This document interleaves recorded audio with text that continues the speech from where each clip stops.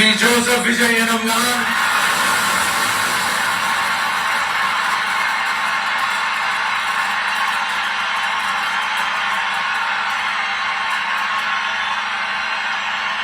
சட்டப்படி அமைக்கப்பெற்ற இந்திய அரசியல் அமைப்பின்பால் உண்மையான நம்பிக்கையும் மாறா பற்றும் கொண்டிருப்பேன் என்றும் இந்திய நாட்டின் ஒப்பில்லாத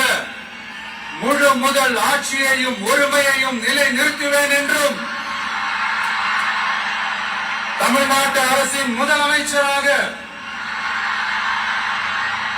உண்மையாகவும் முழச்சான்றின்படியும் என் கடமைகளை நிறைவேற்றுவேன் என்றும் அரசியல் அமைப்பிற்கும் சட்டத்திற்கும் இணங்க அச்சமும் ஒருதலை சார்பும் இன்றி விருப்பு வெறுப்பை